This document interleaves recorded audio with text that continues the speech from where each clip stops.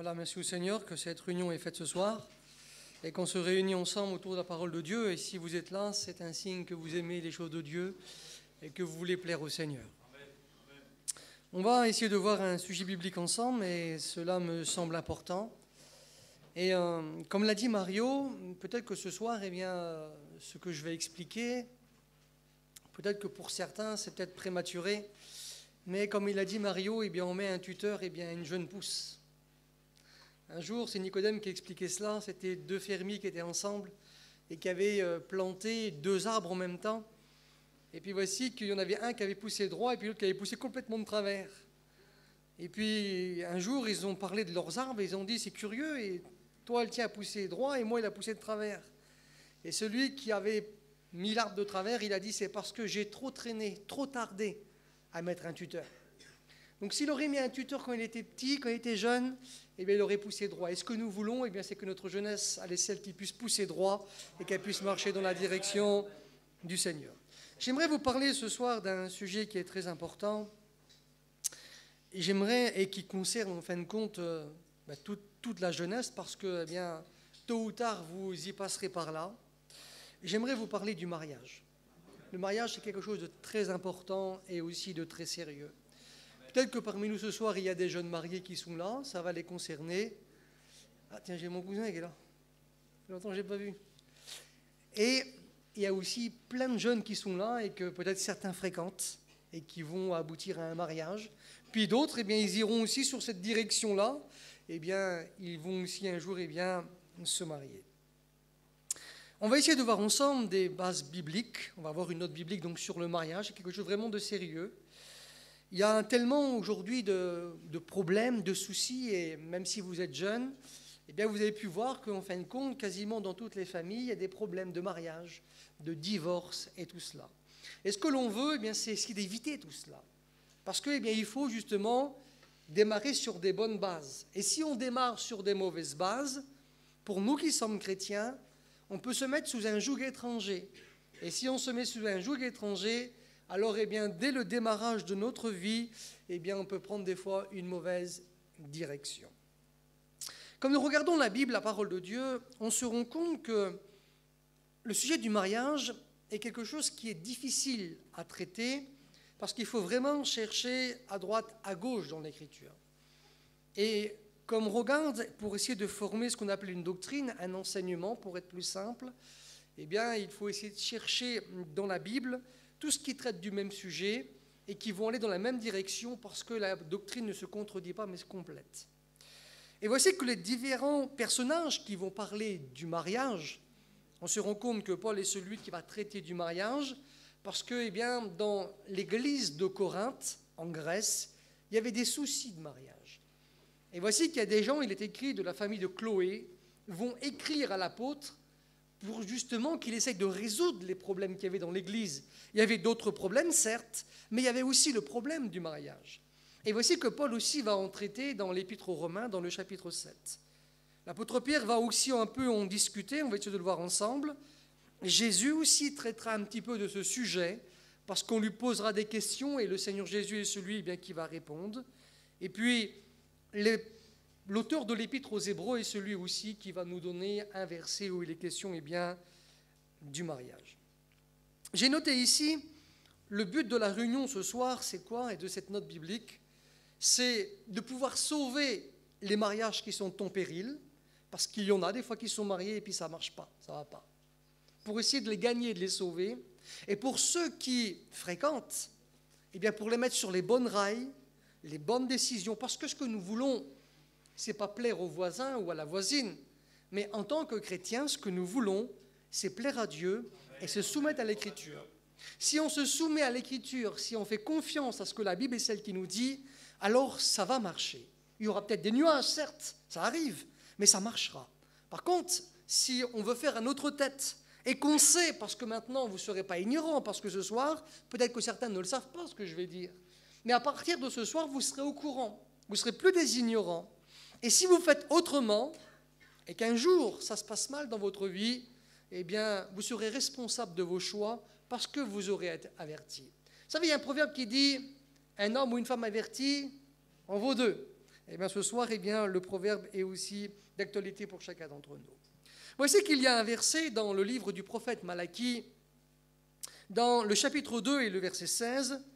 Voici ce qu'il est écrit, et ces paroles viennent de l'Éternel. C'est Dieu, eh bien, qui va inspirer Malachie à prononcer ces paroles, et Malachie parle de la part de Dieu. Voici ce qu'il dit dans le livre de Malachie, chapitre 2 et le verset 16. « Car je hais la répudiation, dit l'Éternel. » Ça veut dire que Dieu est contre le divorce. « Je hais la répudiation, dit l'Éternel, le Dieu d'Israël. Et celui qui couvre les violences de violence son vêtement, dit l'Éternel des armées.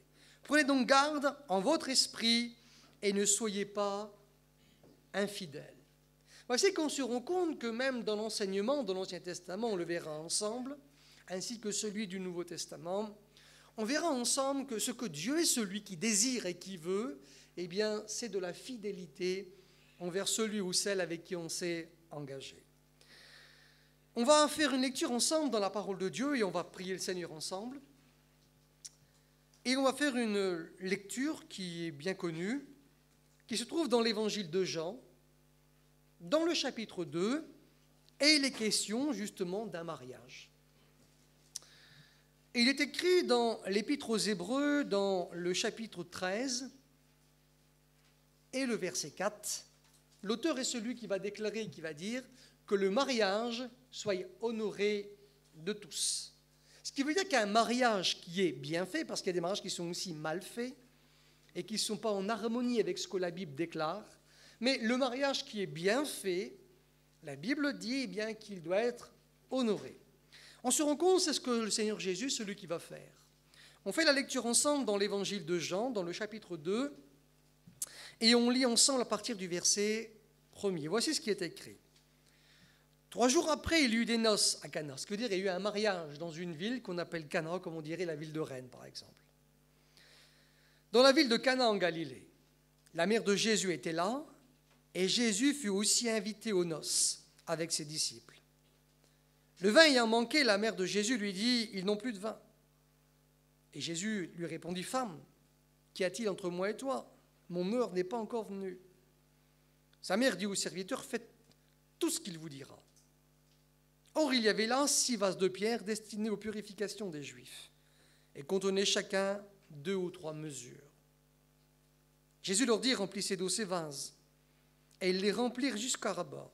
« Puisez maintenant, leur dit-il, et apportez-en à l'ordonnateur du repas. » Et ils lui en apportèrent. Quand l'ordonnateur du repas eut goûté l'eau changée en vin, ne sachant d'où venait ce vin, tandis que les serviteurs qui avaient puisé l'eau le savaient bien, il appela l'époux et lui dit, « Tout homme sert d'abord le bon vin, puis le moins bon après. » Mais il va dire, « Toi, tu as gardé le bon vin jusqu'à présent. »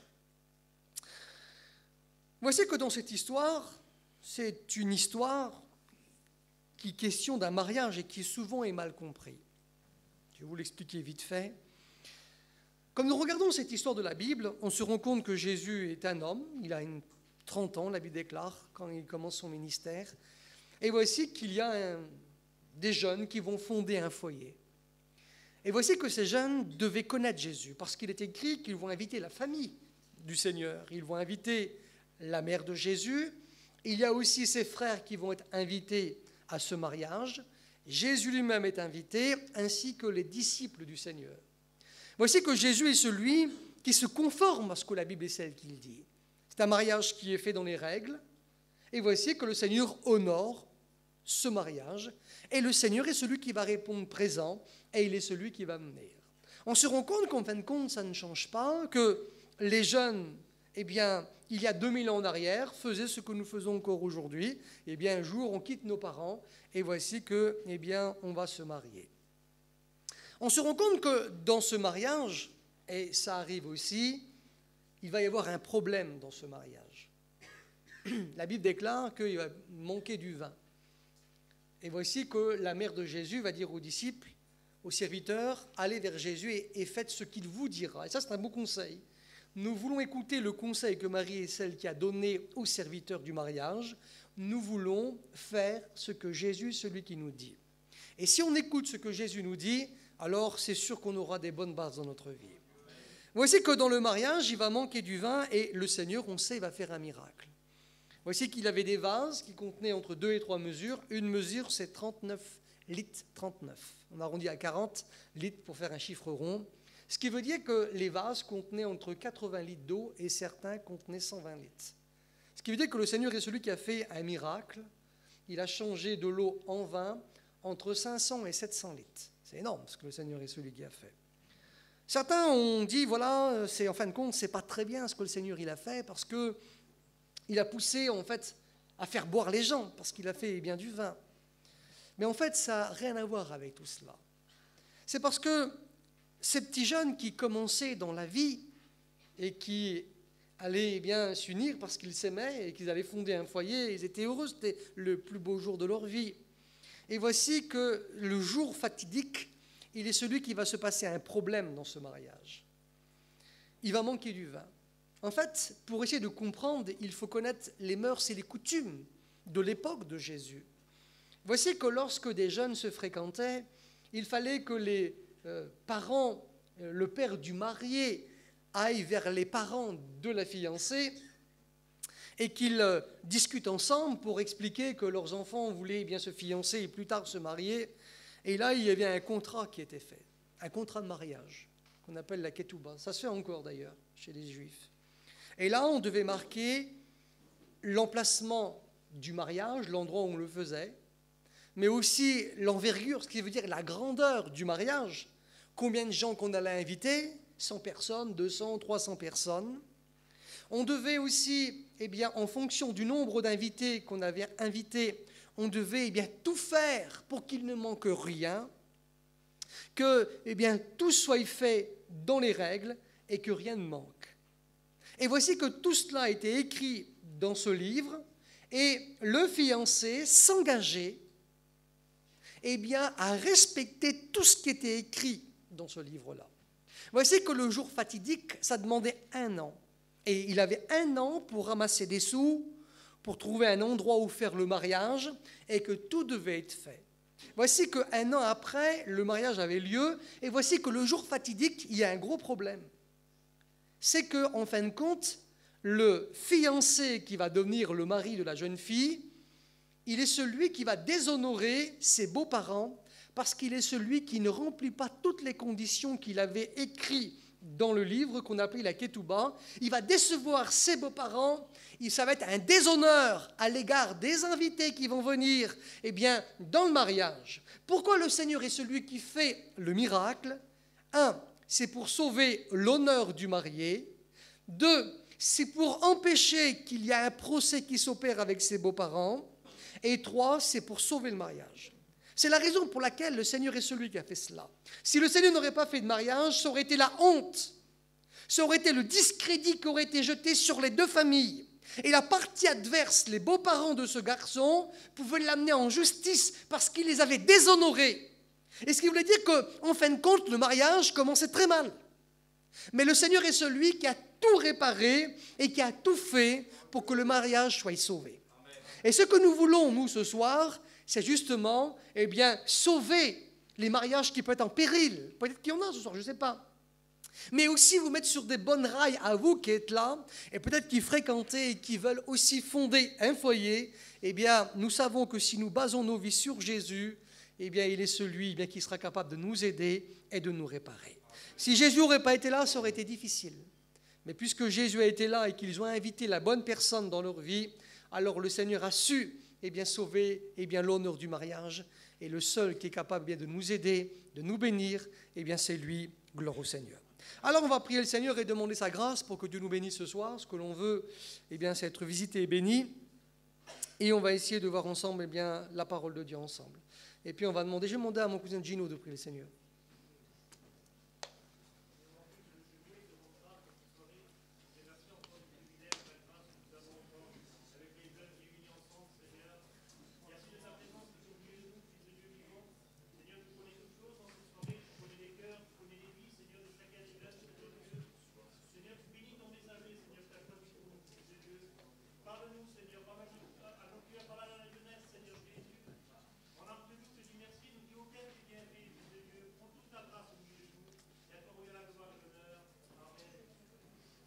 Amen, gloire au Seigneur.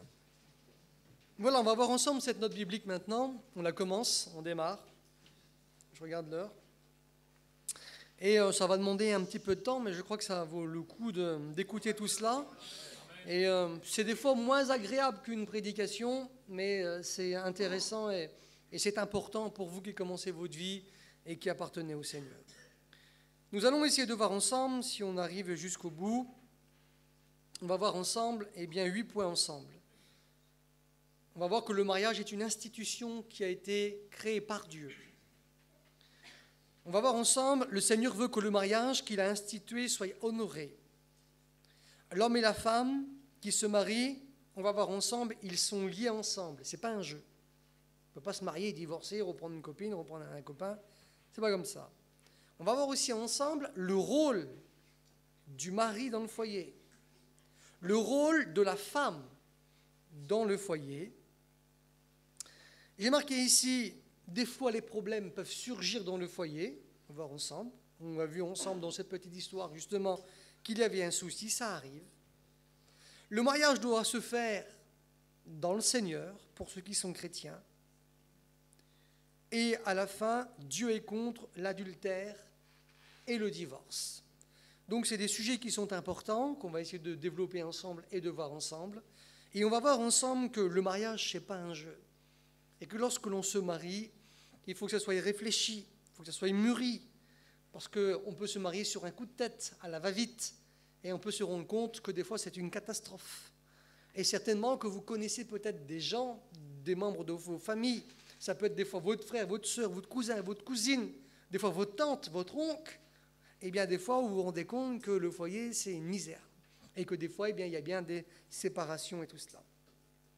Voici qu'il est écrit dans 1 Timothée chapitre 3, verset 16, que toute l'écriture est inspirée de Dieu et qu'elle est utile pour nous enseigner. C'est ce qu'on va faire ce soir. Elle est utile aussi pour convaincre, parce que des fois, il y en a qui sont sceptiques quand ils écoutent certaines choses, mais la note biblique est basée uniquement que sur l'écriture, pas sur autre chose. Elle est là aussi pour corriger, parce que des fois, on a des idées qui ne sont pas forcément conformes, mais nous, on croit que c'est comme ça. Elle est celle aussi qui est là pour nous instruire. Donc, c'est ce qu'elle va faire la Bible, ce soir. Alors, on commence ensemble. On se rend compte que le mariage, c'est une institution qui vient de Dieu. Ce qui veut dire que celui qui a créé le mariage et qui a dit qu'il faut que l'homme, la femme se marient, ce n'est pas un maire, mais c'est l'Éternel, c'est Dieu qui l'a dit. Le mariage, c'est Dieu qui l'a institué. Comme nous regardons dans le plus ancien livre de la Bible, le livre de la Genèse, qui veut dire le commencement, c'est le premier livre de la Bible. Voici que Dieu est celui qui va déclarer dans le chapitre 2 et le verset 18, il est écrit, l'Éternel dit, c'est Dieu qui parle, et qui dit, il n'est pas bon que l'homme soit seul. Je lui ferai une aide semblable à lui. Dieu est celui qui avait créé Adam, et Adam était seul. Mais Dieu avait compris, et il avait vu que, il fallait que l'homme ait celui qui ait une compagne semblable à lui. Et voici que Dieu est celui qui va créer Ève à ses côtés, et ça va être le premier foyer de toute l'humanité. On va lui donner le nom de Ève à la femme de Adam, parce que le mot Ève, ça signifie dispensatrice de vie. Ça veut dire, pour être simple, celle qui va donner à la vie. Et les premiers humains, sont tous sortis de Adam et d'Ève. C'est elle qui a donné la vie à tous les premiers humains. J'ai marqué ici, l'origine du mariage ne vient pas des hommes. Le mariage est une institution qui vient de Dieu, une institution divine, établi dès la création de l'homme. Dès que Dieu a créé l'homme, Dieu a institué le mariage. C'est Dieu qui l'a institué et il n'y avait pas de mairie à l'époque. Il n'y avait pas de maire, ça n'existait pas ça. Mais même s'ils n'étaient pas passés devant le maire, le mariage qui avait été institué par Dieu était aussi réel que s'il y aurait eu un maire. Alors on se rend compte que celui qui va créer le mariage n'est pas celui qui va être monsieur le maire de la mairie, mais celui qui a créé le mariage, c'est Dieu lui-même dans le livre de la Genèse. On se rend compte aussi que l'apôtre Paul est celui qui va approuver le mariage, que Dieu est celui qui a institué. Paul ne contredira pas ce que Dieu est celui qui a mis en place. Voici qu'il est écrit dans 1 Timothée, dans le chapitre 5, le verset 14. Il est écrit « Je veux donc que les jeunes se marient ». Voici que Paul est celui qui veut que les jeunes se marient. Voici qu'il est question, on peut dire, des jeunes filles ou des jeunes hommes, mais aussi malheureusement, Paul est celui qui va dire que des fois ça arrive, mais on peut être jeune et malheureusement on peut être veuve aussi. Eh bien, Paul, lui, est celui qui dit, même si ils sont jeunes et qu'ils sont veuves, s'ils le désirent, ils peuvent se remarier, mais que ça se fasse dans le Seigneur. Dans 1 Corinthiens chapitre 7 et verset 2, il est écrit que chacun ait sa femme et que chaque femme ait son mari. On se rend compte que Paul est en harmonie avec l'enseignement que Dieu est celui qui a donné. Donc, on se rend compte que l'institution du mariage, c'est Dieu. Ce qui veut dire que celui qui se marie, même s'il est conscient ou pas conscient, en fin de compte, il va celui qui va obéir à une loi, à une ordonnance, à un enseignement que celui est bien de Dieu. Deuxième point, le Seigneur est celui qui veut que le mariage qu'il a institué soit honoré par tous. C'est ce que le Seigneur Jésus, celui qui a fait, lorsqu'il est celui qui a été invité dans ce petit mariage de l'évangile de Jean, dans le chapitre 2, dans cette petite ville de Cana dans la Galilée, et le Seigneur Jésus, celui qui a été. Hébreux 13, verset 4, que le mariage soit honoré de tous. Que le mariage, bien sûr, il est bien fait. Que le mariage est fait dans les règles. Si on prend la femme du voisin, vous avez bien compris que ça, ce n'est pas dans les règles conformes à la Bible. Et ça ne va pas. Mais ce que Dieu veut, si un mariage est bien fait, qu'il soit honoré. Le mot honoré, ça veut dire que ce mariage, ça veut dire qu'il a de la valeur. Ça veut dire qu'il est très précieux. Il doit être estimé particulièrement cher. Et ça veut dire aussi qu'il doit être respecté. C'est ce que veut dire le mot honorer, que tous honorent le mariage, parce que ce qu'ils ont fait, ceux qui s'unissent et qui se marient, c'est quelque chose qui a de grands prix et c'est très précieux aux yeux de Dieu.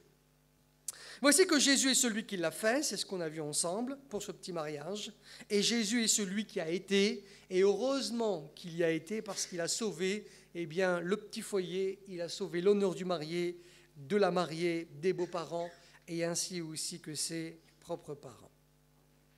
L'homme et la femme qui se marient, comme ils sont une fois mariés, la Bible déclare qu'ils sont liés ensemble.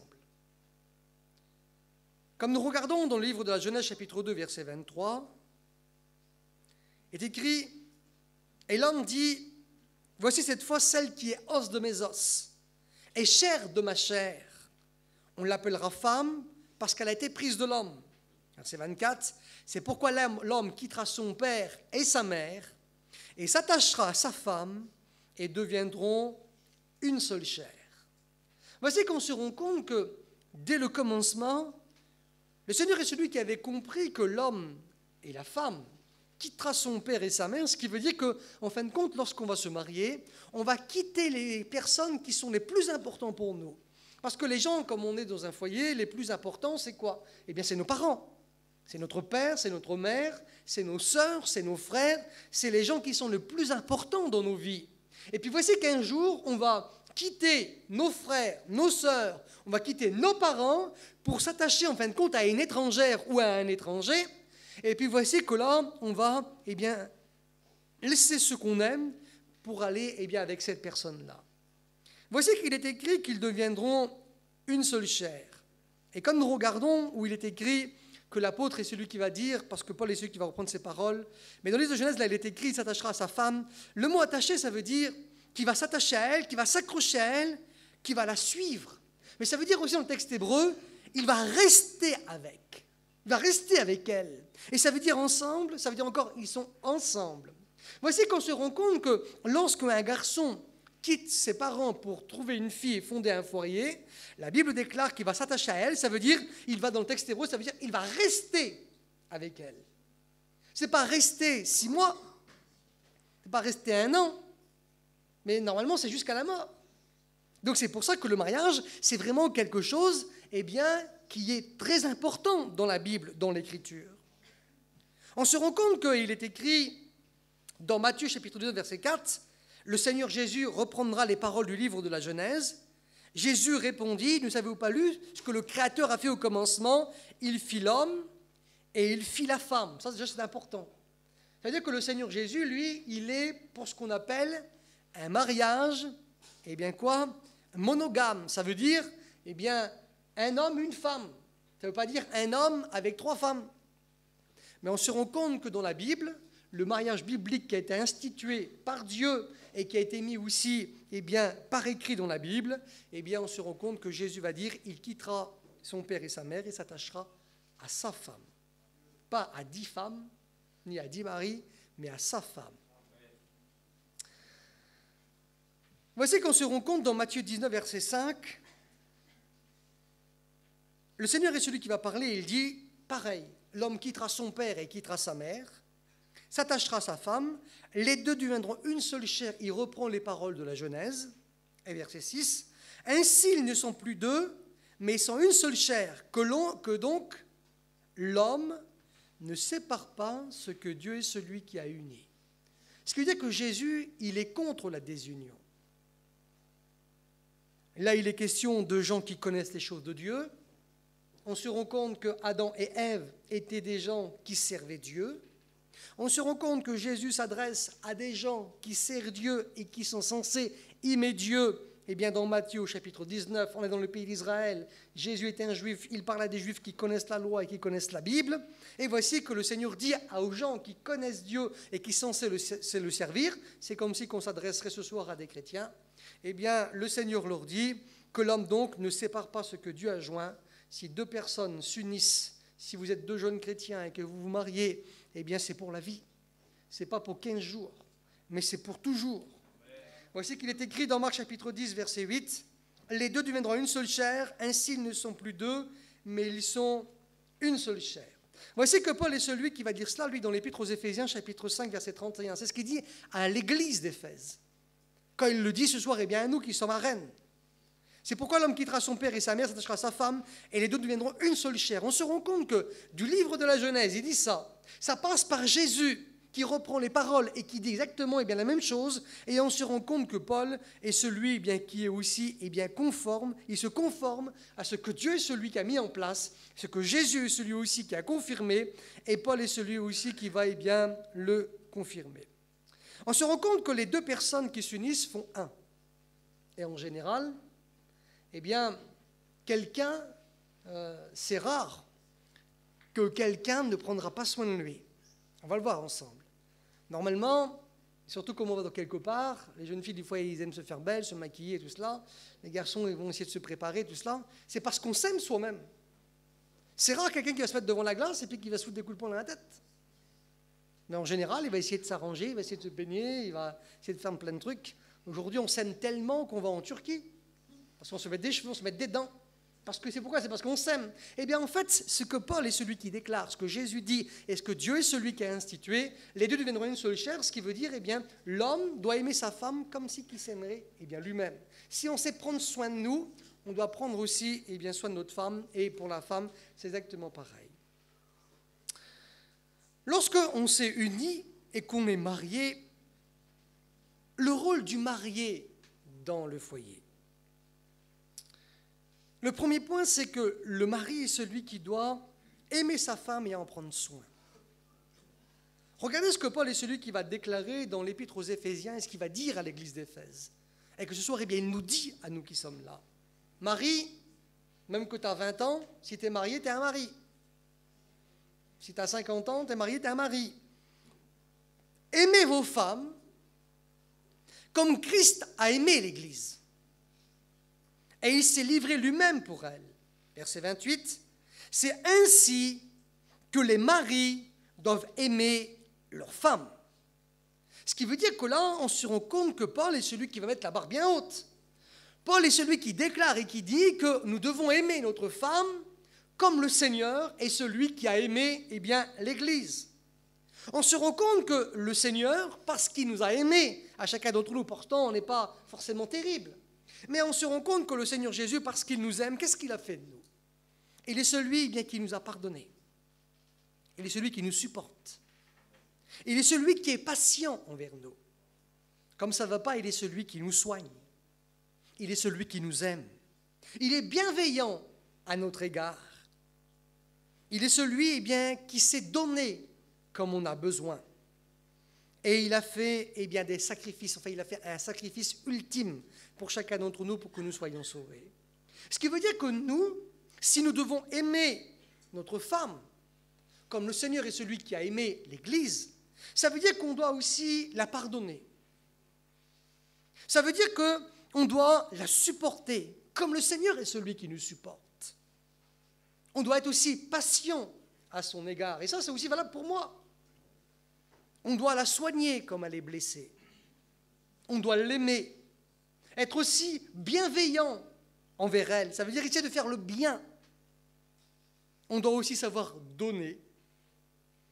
Et il faut aussi savoir faire des sacrifices. Parce que des fois, ça ne nous plaît pas toujours ce qu'elle peut nous demander. Mais l'amour, elle est celle qui sait faire aussi des sacrifices. Ça ne me plaît pas toujours, j'aime pas forcément ça, mais si c'est une bonne chose, je dois essayer aussi de le faire. Parce qu'en retour, on aimerait bien aussi que ça soit pareil pour nous. Des fois aussi, les gens, il faut qu'ils soient patients à notre égard. Mais des fois, nous n'avons pas de patience à l'égard des autres. Mais voici que là, Paul est celui qui dit que nous devons aimer notre femme comme Christ a aimé l'Église. Ça veut dire que vous qui êtes là et qui êtes jeune et qui avez fondé un foyer, vous devez aimer vos femmes. Vous avez vu des fois, comme on fréquente, c'est souvent le cas, on se rend compte que sur ceux qui ont des petits camions, lui il conduit et le camion il a deux places à côté. Tu te rends compte qu'au départ, elle est collée dans la boîte à vitesse. Elle est collée à lui. Ils se collent comme ça. Pas sous le siège là-bas, mais carrément là, côté conducteur, collé. Et puis tu te rends compte que des fois, avec les mois et les années, après c'est décollé. Elle a la tête carrément dans le carreau là-bas. Complètement à l'envers. Alors avant, c'était collé comme ça. Il avait du mal, lui, à passer les vitesses avec la boîte de vitesse, tellement qu'elle était collée. Mais maintenant, au bout de quelques mois et des fois quelques années, elle a la tête dans le carreau là-bas, elle guette même peu. Déjà parce qu'il y a de l'eau dans le gaz. Mais voici que là, le Seigneur est celui qui nous déconseille, par l'intermédiaire de Paul, qui était un grand serviteur de Dieu. Et il est celui qui nous enseigne encore à nous, 2000 ans après. Donc, lui met la barre haute. Il prend le modèle du Seigneur et de l'Église. J'ai marqué ici ce que l'Église, c'est ce que le Seigneur a fait pour l'Église. Et donc, le mari, celui qui doit faire cela, pour chacun d'entre nous. Pour sa femme, pardon. J'ai marqué ici, le Christ a donné sa vie pour l'Église. Il en prend soin, il la comprend, il la pardonne, il est patient. Il est celui aussi, c'est important, le Seigneur est celui qui a confiance en nous. Et nous devons aussi avoir confiance dans notre compagne. Parce qu'il y en a qui sont trop jaloux. Ils n'ont aucune confiance. Ils ne peuvent pas la laisser aller au magasin. Voici qu'il est écrit que là, j'ai marqué ici, Christ est patient envers l'Église. Parce que des fois, on n'est pas toujours quand il le faut. J'ai marqué ici, il a donné sa vie pour elle, il est fidèle, et c'est ce que le mari aussi doit être. Comme Christ, il est celui qui doit être fidèle. Christ ne lui ment pas, mais il dit la vérité à l'Église. C'est ce que doit avoir de la vérité dans un foyer. À partir du moment où on sait qu'il y a du mensonge, ça ne peut pas aller parce que le jour où c'est découvert, c'est la guerre. Mais Christ, lui qui est le symbole de l'époux de l'Église, est celui qui ne ment pas à l'Église, mais qui dit bien la vérité. Il lui donne ce qu'il y a de meilleur. Il lui a aussi préparé un avenir. Et c'est logique que le mari, celui qui va travailler pour préparer l'avenir de sa femme et de ses enfants, c'est logique. Christ est parti nous préparer une belle maison. Et là, il nous prépare un avenir. Et c'est logique aussi que le mari va travailler pour pouvoir subvenir aux besoins de sa femme et aussi de ses enfants. J'ai marqué ici, c'est comme ça que le mari doit aimer sa femme, à l'exemple de Christ.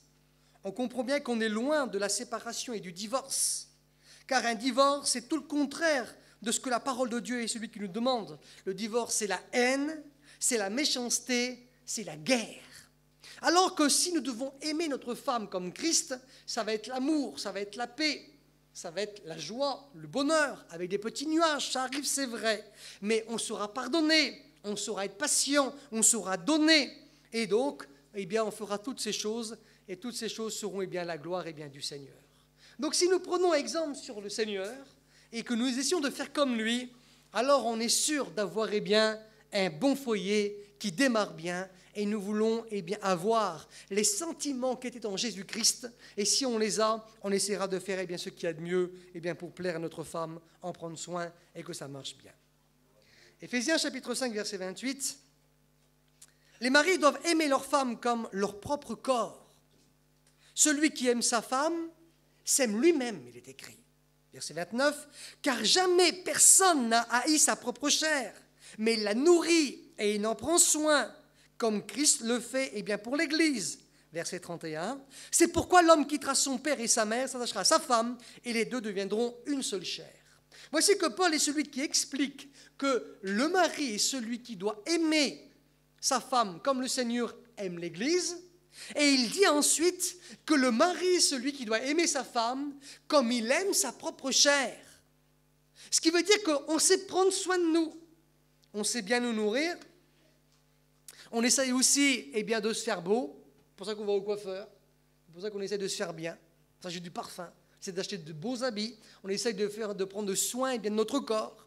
Et bien voici que Paul est celui qui déclare que ce que l'on fait à nous-mêmes, on doit faire exactement pareil pour notre femme. Imagine-toi, alors toi tu t'achètes des habits à 300 €, à 500 €, et puis tu achètes pour ta femme une robe à 2 €. Mais ça ne va pas. Toi, tu n'aimerais pas qu'on te fasse ça.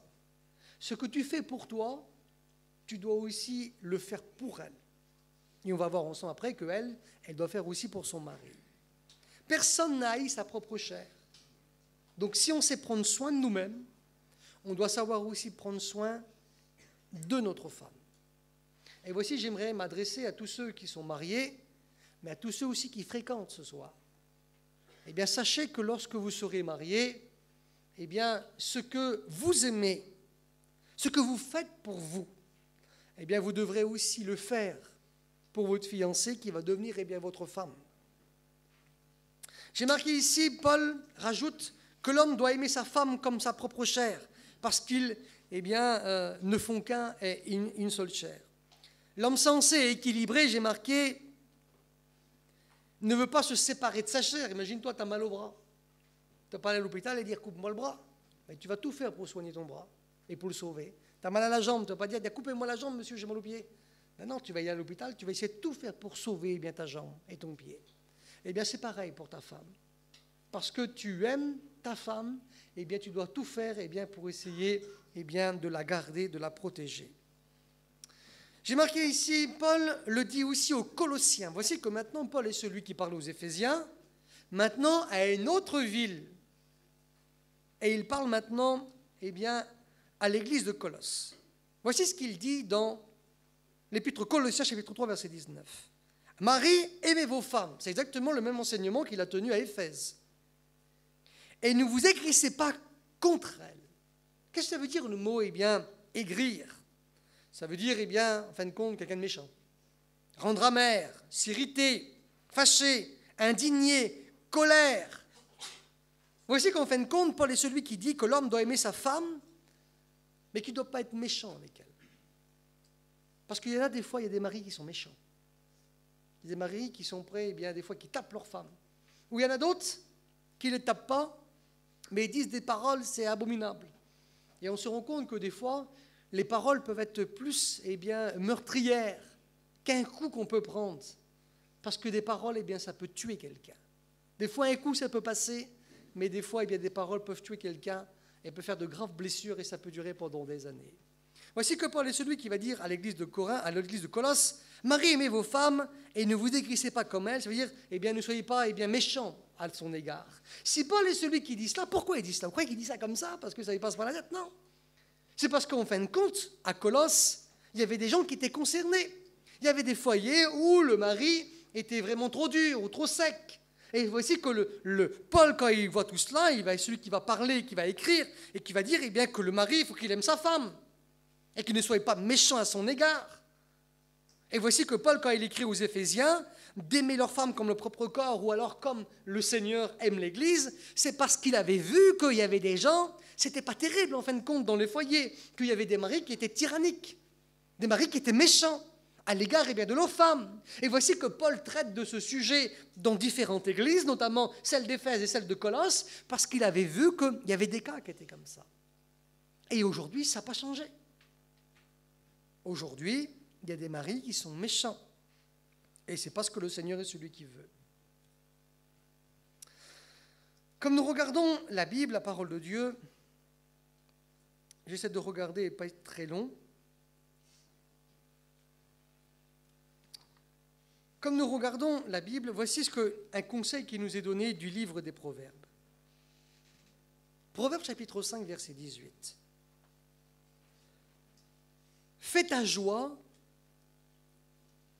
de la femme de ta jeunesse. En général, comme on se marie, c'est comme on est jeune. C'est rare qu'on se marie qu'on a 50 ans. Fais la joie de la femme de ta jeunesse. Et on avait notre ancien païen qui disait ces paroles-là. La femme, elle est celle qui n'a pas été prise de la main de l'homme pour être frappée. C'est ce qu'il disait le vieux. Il disait, la femme n'a pas été prise du pied de l'homme pour être beauté. Parce que des fois, ça arrive les coups de soulier. Il disait, mais elle a été prise de son côté du cœur, pour qu'elle soit aimée, gardée et protégée.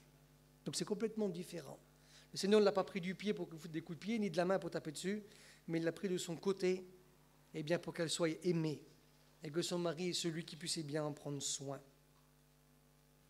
Comme nous regardons la Bible, la parole de Dieu, il est écrit aussi que le mari est celui qui doit honorer bien, sa femme. C'est ce qui est écrit dans 1 Pierre, chapitre 3, verset 7. Comme nous regardons la traduction de Parole vivante, elle dit « Quant à vous, maris, essayez de comprendre vos femmes. Ayez beaucoup d'égards pour elles dans votre vie commune.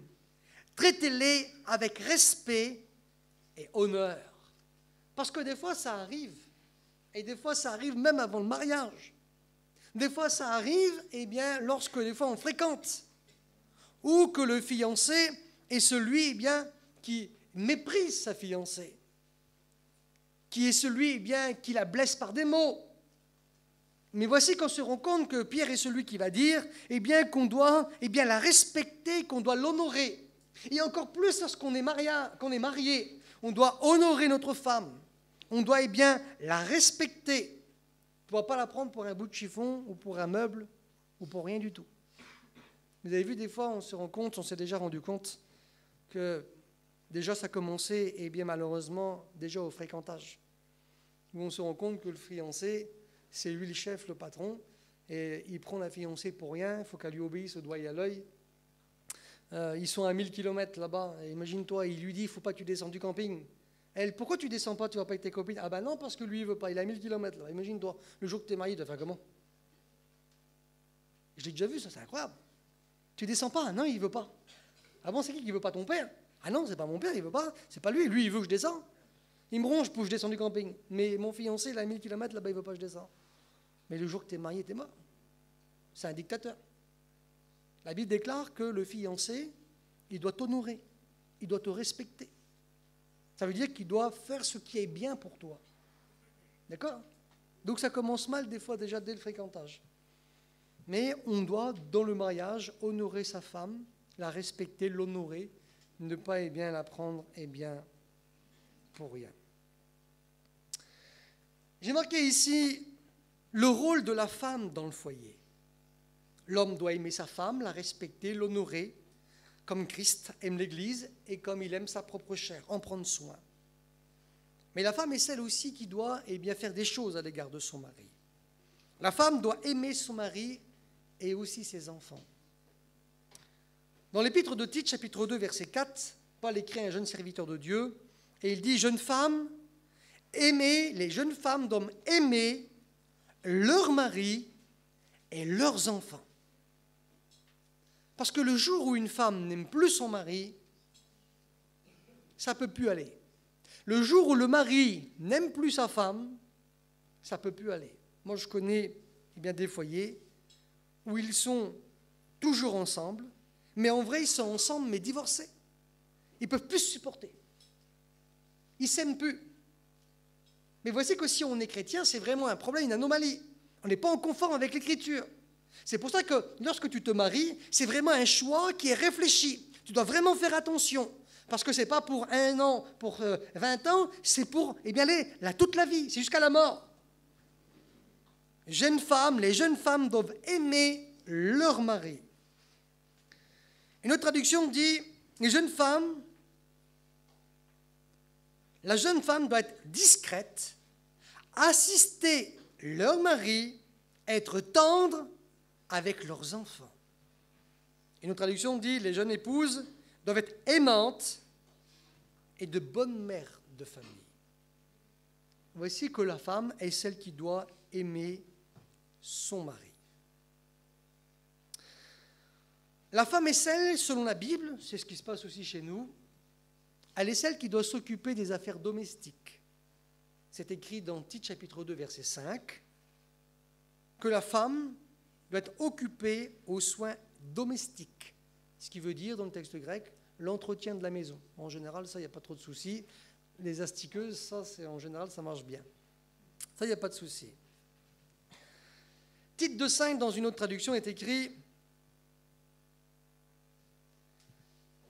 La jeune femme doit s'occuper de leur maison, être aimable, obéir à leur mari,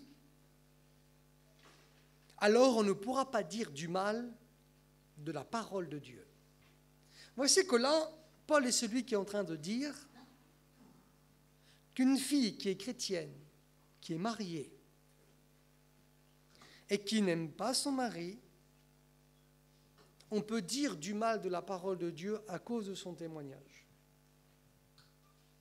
Comme on voit des foyers qui sont en train de vivre et que ce n'est pas conforme, et qu'on se rend compte que c'est constamment la guerre, alors que des fois ce sont des personnes qui sont tous les deux chrétiens, c'est vraiment un problème. C'est parce il y a un malaise quelque part, et qu'on doit essayer de rectifier. Si on aime son mari, on doit essayer de comprendre, on doit essayer de s'aider, de supporter ensemble. Et le mari doit faire aussi de même à l'égard de sa femme. Éphésiens chapitre 5, verset 22 nous écrit, ça, des fois c'est un peu difficile, et des fois les jeunes filles n'aiment pas trop, mais c'est la Bible qui le déclare. Les femmes doivent être soumises à leur mari. C'est écrit dans Éphésiens chapitre 5, verset 22. Femmes, soyez soumises à vos maris comme au Seigneur. Alors Paul dit tout à l'heure que le mari doit aimer sa femme comme Christ a aimé l'Église, mis la barre bien haute, mais maintenant il dit pour la femme, que la femme est celle qui doit aimer son mari comme elle aime le Seigneur. Parce que des fois, on peut dire qu'on aime le Seigneur alors qu'on hait son mari, qu'on ne l'aime plus, on ne veut même plus lui faire à manger, on ne supporte plus, et on dit qu'on aime le Seigneur. Mais ce n'est pas vrai. Voici que Paul est celui qui va déclarer, il est celui qui le dit. Je me répète, Éphésiens chapitre 5, verset 22. Femmes, soyez soumises à vos maris comme au Seigneur.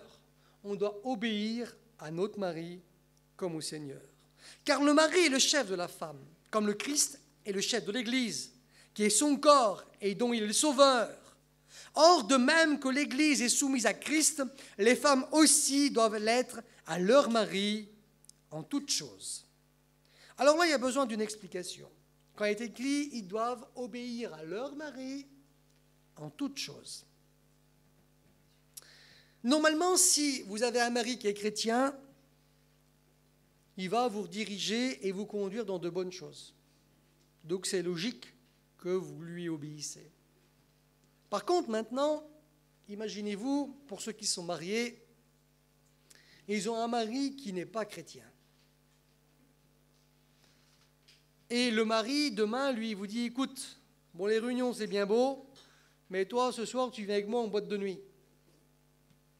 Alors toi, tu lis le verset, tu dis, c'est écrit, je dois être soumis à mon mari en toutes choses, ça fait que je vais aller en boîte de nuit avec lui.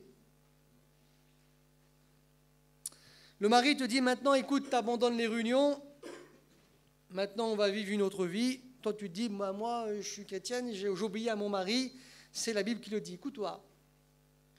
Tu dois obéir à ton mari à condition que ce que le mari te demande de faire soit conforme avec ce qui est écrit dans la Bible. Si le mari te demande de faire quelque chose qui n'est pas conforme à l'Écriture, on ne doit pas s'y soumettre.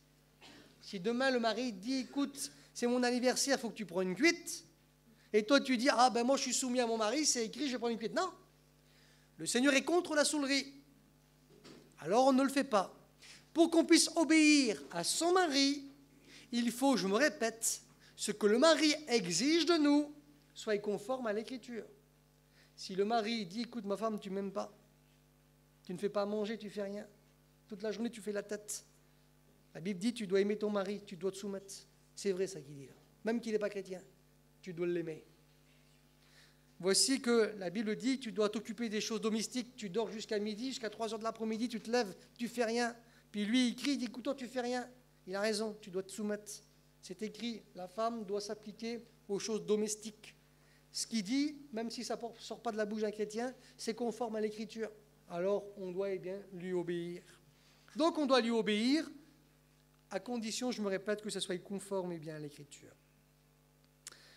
J'ai marqué ici, Paul aussi met la barre très haute pour la femme, en prenant l'exemple de l'Église, car il lui demande d'être soumise à son mari comme l'Église est soumise à Christ. Pourquoi l'Église est soumise à Christ? J'ai noté ici, parce que l'Église aime le Christ. C'est pour ça qu'on lui est soumis. Et toi, si tu te soumets à ton mari, c'est parce que tu l'aimes. Parce que Christ a donné sa vie pour elle. Parce qu'il en prend soin. Parce que le mari est censé prendre soin de toi. C'est pour ça que tu dois aussi t'y soumettre. L'Église se sent aimée du Christ. L'Église est respectée par le Christ. L'Église honore le Christ. L'Église fait confiance à Christ. Et Christ est son chef. Et donc, parce que notre mari est celui qui doit nous aimer, qui fait ce qui est bien, on essaye nous retour aussi de faire ce qui est conforme, ce qui est bien. J'ai marqué ici, dans l'Épître aux Colossiens, Paul le dit aussi, « Femmes, soyez soumises à vos maris comme il convient dans le Seigneur. » On se rend compte que c'est vraiment une ordonnance qui est vraiment importante dans la Bible, parce qu'on voit que Paul le dit à l'église de Colosse, mais à une autre église qui est celle d'Éphèse, et il le dira aussi d'être soumis à son mari. Voici que Paul est celui qui va déclarer et qu'il dit à Tite, dans le chapitre 2, verset 5, « Voici que la femme est celui qui doit être retenu chaste, occupé aux soins domestiques et gentille. » Que ça veut dire chaste? Ça veut dire digne de révérence. Ça veut dire qu'être vénérable. Ça veut dire qu'on doit la respecter. Et ce que nous voulons une chrétienne, c'est que c'est une jeune fille qui est honorable, une jeune fille qui est respectable. Ce n'est pas une jeune fille qui fait n'importe quoi. Une chrétienne, comme elle fréquente pas 500 garçons. C'est une jeune fille respectable, Paul dit. Respectable, honorable.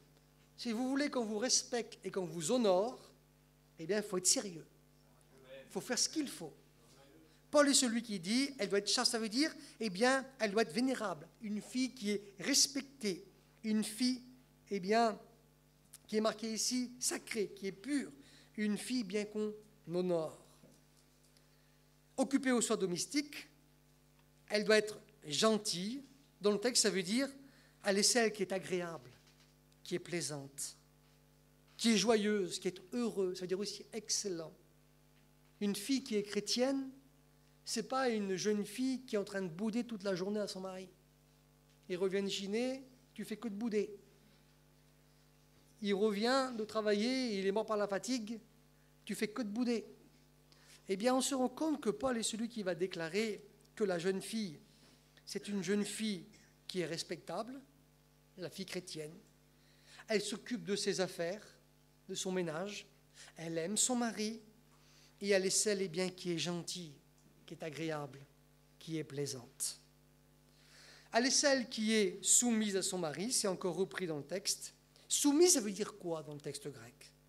Ça veut dire, se soumettre au contrôle de quelqu'un.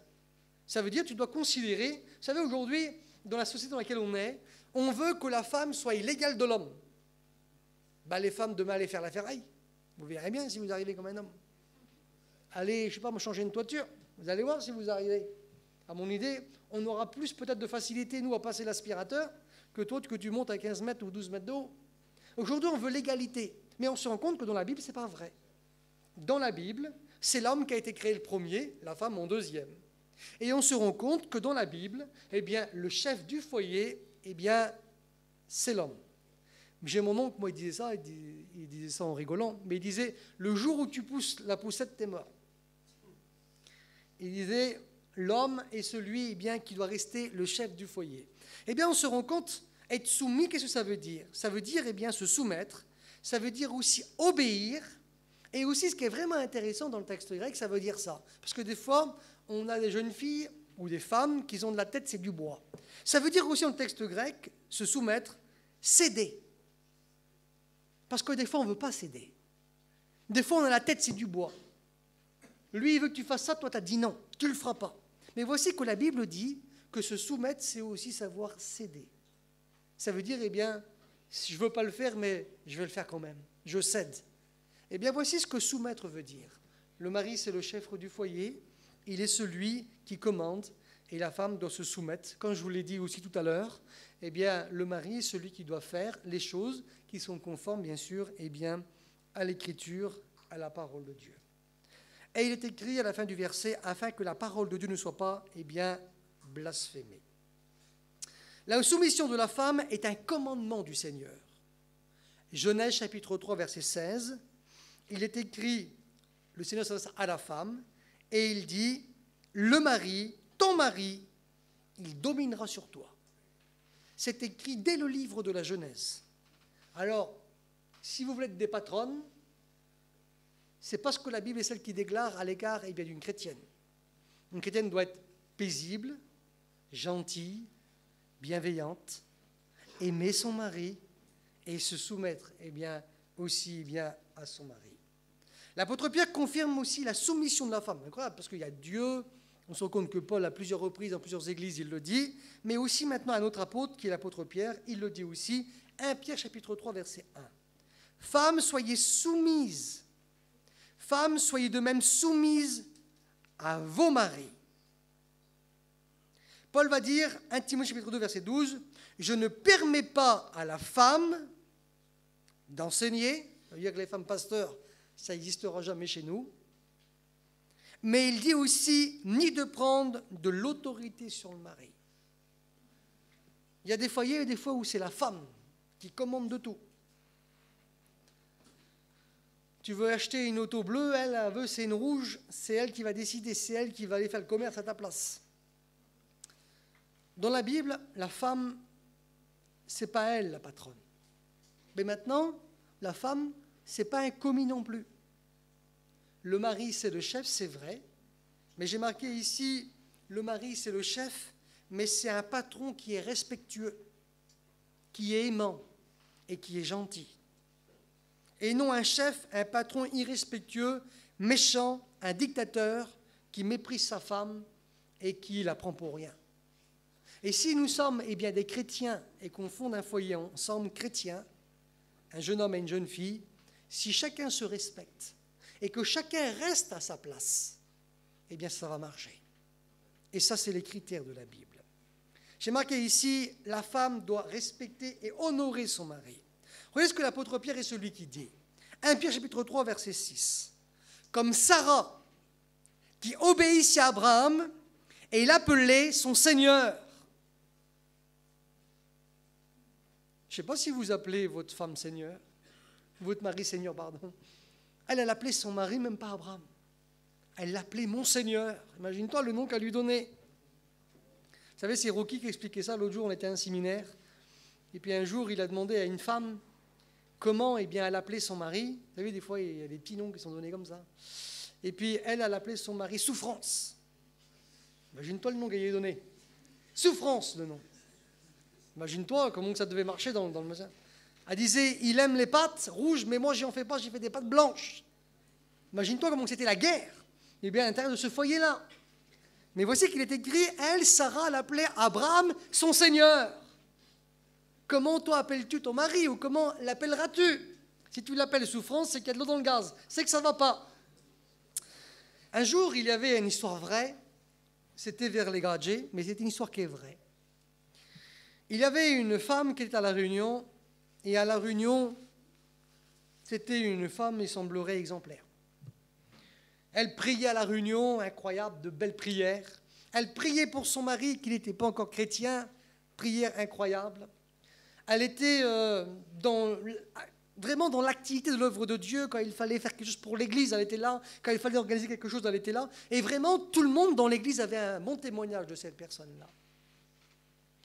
Et puis voici que le pasteur de cette femme avait du mal à comprendre comment ça se fait qu'avec une telle femme, que le mari n'avait jamais mis un pied à la salle de réunion, à l'église.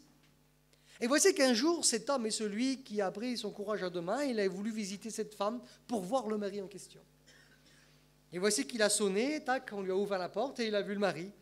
Puis il a dit, voilà, je suis le pasteur Untel, et puis votre épouse fait partie de l'église, et puis voici que j'avais à cœur de venir vous voir. Puis Gadjo l'a fait rentrer dans la maison. Et puis voici que le pasteur lui a fait l'éloge de sa femme. Il dit que c'était une femme gentille, une femme aimante, une femme spirituelle, une femme de prière, une femme qui était vraiment active dans l'œuvre de Dieu. Et puis voici que le pasteur faisait toute l'éloge de cette femme-là. Et cet homme est celui qui l'a arrêté. Il a dit, pasteur, vous devez sûrement vous tromper de femme. Ah bon? Parce que ce que vous dites là, ma femme n'est pas du tout comme ça. Ah bon? Pourquoi? Chez moi, ma femme, elle est méchante. Quand je reviens de travailler, elle ne veut pas me faire à manger. Elle ne veut pas me laver mon linge. Elle n'a que des paroles qui sont désagréables. Elle fait des choses qui ne sont pas bien. Elle est insupportable. Et puis voici que là, comme le pasteur écoute toutes ces paroles-là, il tombe de haut parce que vraiment, ce n'était pas l'image qu'il avait de cette femme-là. Et voici que le pasteur est celui qui va comprendre que le problème, ce n'était pas le mari, mais que le problème, c'était elle. Et le pasteur, un jour, est venu la voir et il lui a dit, écoute, j'ai vu ton mari. Et ton mari m'a expliqué comment que tu vis et comment que tu es chez toi dans ta maison. Et il m'a dit que tu es tout le contraire de ce que tu es à l'église, de ce que tu nous montres. Et cette femme, elle s'est mise en colère. Et elle a mis la faute sur son mari. Et c'est sa faute, c'est lui, il est comme ceci, il est comme cela. Et le pasteur lui a dit, écoute, il faut que tu changes ton fusil d'épaule. Et il faut que tu changes. Et voici que cette femme-là est celle qui a pris cette parole au sérieux. Et voici que cette femme, le mari était au travail, elle lui a téléphoné. Et là, elle l'appelait chérie. Ça faisait des années qu'elle ne l'avait pas appelée comme ça. Et il lui a dit, qu'est-ce que tu veux manger ce soir? Puis lui, il était choqué. Il a dit, il y a un problème à la maison, il y a quoi? Il y a un souci? Ah non, non, il n'y a rien. Tu veux manger quoi ce soir? Il m'a dit, écoute-toi, ne bouge pas, j'arrête le travail, je viens. Lui, pour lui, il y avait un truc bizarre qui s'était passé dans la maison parce qu'elle n'avait jamais été comme ça. Et puis quand le mari il est arrivé, elle était gentille. Elle lui a ouvert la porte. Elle était souriante. Elle était accueillante. Elle lui a demandé ce qu'il aurait voulu manger. Il dit, j'aimerais bien manger ça. Puis elle a pris tout ce qu'il fallait au magasin, puis elle lui a fait un bon repas. Et puis l'histoire qui est vraie rapporte qu'elle a continué comme ça. Et puis voici que l'histoire dit que le mari, quelque temps après, il est venu à la salle de réunion, et le mari s'est converti et est devenu un chrétien actif dans l'église. Voici que cette femme, elle avait le nom de chrétien, mais chez elle, c'était une carne. Alors que, le Seigneur est celui qui a dit tout le contraire, que la femme doit être soumise à son mari, qu'elle doit aimer son mari comme on aime le Seigneur, qu'elle doit être bienveillante, souriante, accueillante. Et cette femme est celle qui a mis ça en pratique, et ça a changé chez elle. Elle a réussi à gagner son mari. J'ai noté ici, j'ai marqué ici, la femme est celle aussi qui doit montrer de la bienveillance à son mari à l'intérieur de sa maison, mais aussi quand il y a du monde chez elle. Des fois, il y a des femmes, il y a des gens qui viennent sous le revend, qui méprisent leur mari. Il est bon à rien, il est comme ceci, il est comme cela. Il veut parler, elle le fait taire. C'est elle qui continue la conversation, c'est elle qui a toujours raison. Je vais vous expliquer une histoire qui est vraie, un témoignage vrai. C'était des gens qui étaient tous les deux qui étaient baptisés. Et puis voici que ces gens-là, ils vivaient leur vie, il y avait des enfants, tout ce qu'il fallait, impeccable. Réussissaient aussi au niveau matériel, tout était bien. Mais voici que cette femme, elle est celle qui rabaissait toujours son mari devant les gens. Elle ne le prenait pour rien. Lui, il est bon à rien. Il ne sait pas faire ça. Et comme ceci, comme cela. Pourtant, il était vaillant, vraiment vaillant pour aller travailler. Mais elle le méprisait toujours. Tout le temps méprisé. Jusqu'à un jour, cet homme-là, il est celui qui n'a eu ras-le-bol. Vous savez ce qu'il a fait? Il n'a trouvé une autre qui était beaucoup plus souriante, qui était plus gentille, qui était plus accueillante. Et puis voici qu'au bout de quelque temps, cet homme, il l'a laissée, il est parti avec une autre, et cette femme, elle est celle qui s'est retrouvée du jour au lendemain, tout seul, le bec dans l'eau.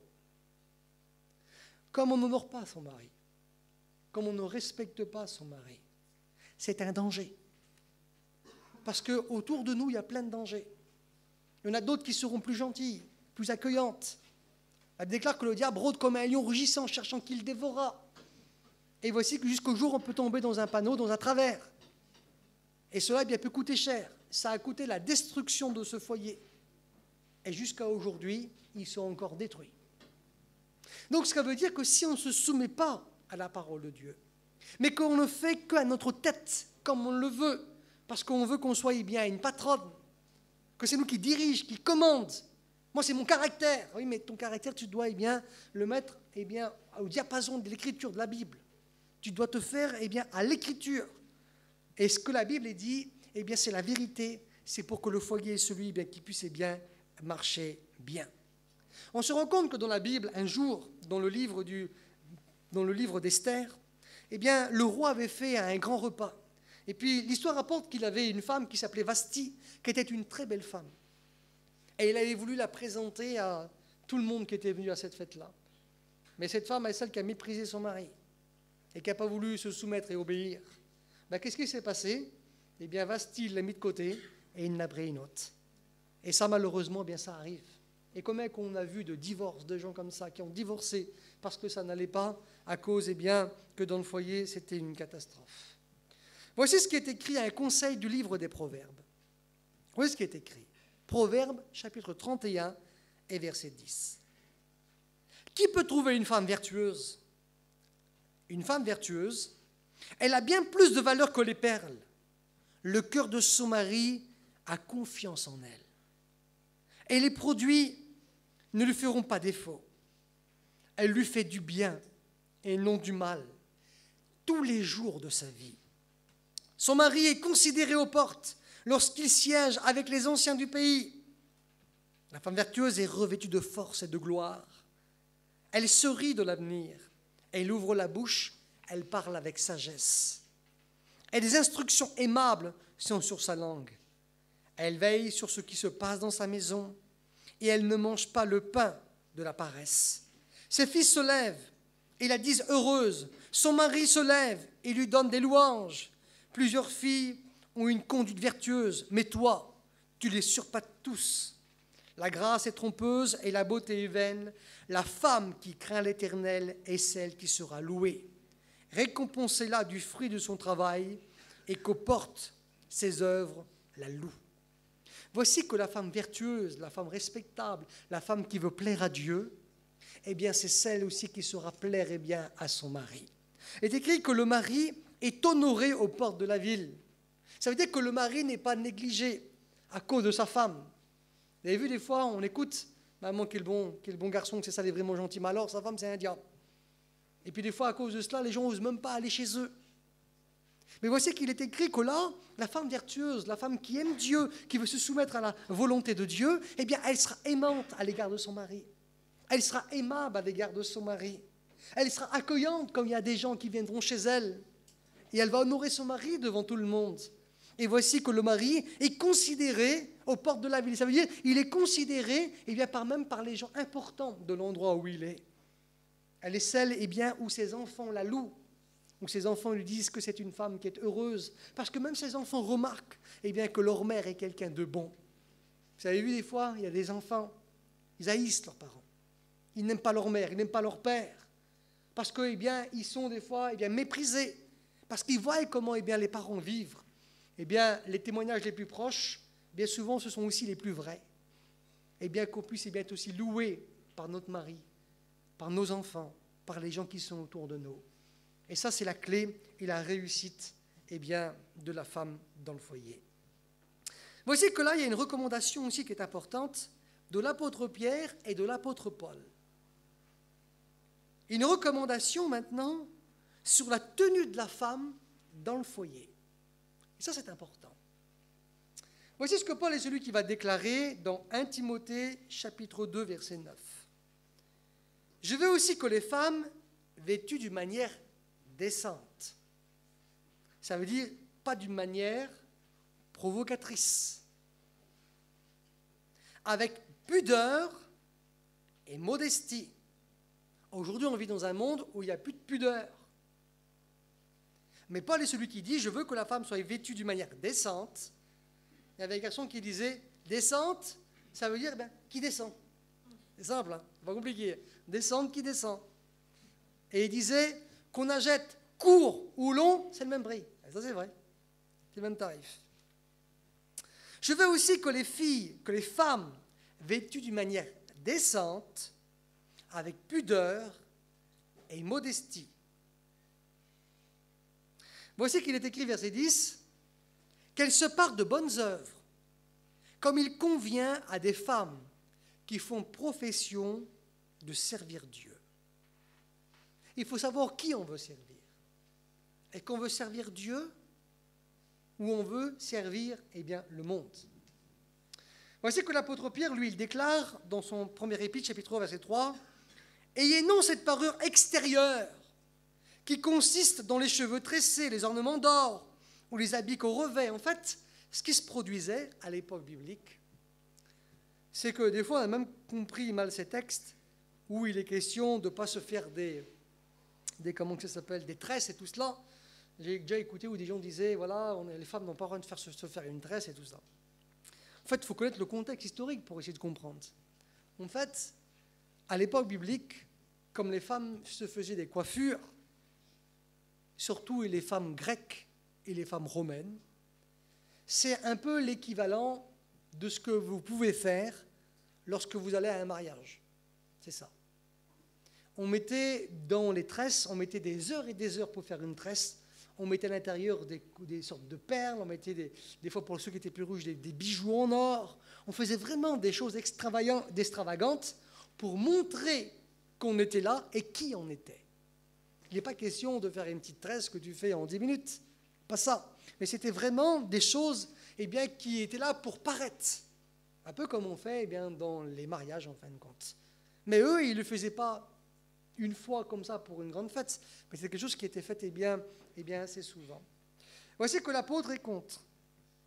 Mais la parure intérieure est cachée dans le cœur, la parure incorruptible, d'un esprit doux et paisible, qui est d'un grand prix devant Dieu. Ainsi se paraient autrefois les femmes saintes qui espéraient en Dieu, soumises à leur mari. Ce que l'apôtre Pierre et l'apôtre Paul sont en train de déclarer, c'est quoi?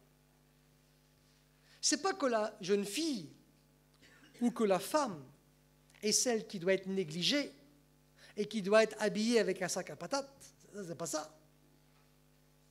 Ce que Paul et Pierre sont en train de dire, c'est que le plus important, c'est pas de passer des heures à se peigner et à s'habiller, mais le plus important, c'est le degré de spiritualité que la femme est celle qui aura.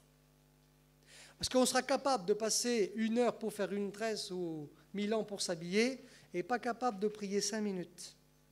Et voici que l'apôtre Pierre et l'apôtre Paul sont là et sont d'accord ensemble pour dire que le plus important, c'est la spiritualité de la femme que Dieu est celui qui désire. J'ai marqué ici, la femme est celle qui ne doit pas être négligée aux tenues vestimentaires. Regardez ce qui est écrit dans la Bible. 1 Corinthiens chapitre 7, verset 34. Celle qui est mariée s'inquiète des choses du monde, des moyens de plaire à son mari. Voici que Paul dit que celle qui est mariée, elle est celle qui doit normalement, elle veut plaire à son mari. Comment tu vas plaire à ton mari si tu t'habilles avec un sac de pommes de terre? C'est impossible. Donc, on se rend compte que Paul est celui qui déclare et qui veut, c'est que la jeune fille ou la femme qui est mariée est celle qui doit être bien habillée, avec pudeur, avec modestie, mais bien habillée et bien de façon à plaire à son mari. On a plusieurs traductions qui disent la femme mariée, elle est celle qui s'inquiète comment plaire à son mari, ce qui lui plairait. Celle qui est mariée, elle s'inquiète comment elle peut plaire, se requiert encore à son mari. Si vous avez, par exemple, si on est marié et qu'on a une femme, du matin au soir, elle a les cheveux en pétard, du matin jusqu'à 8 heures le soir, elle est en pyjama, ou maintenant c'est des leggings, comment tu veux plaire à ton mari? Si c'est toujours comme ça. Un jour, il y en a une qui va vraiment y plaire. Mais selon la Bible, ce n'est pas la voisine qui doit plaire au mari. C'est la femme qui doit plaire à son mari.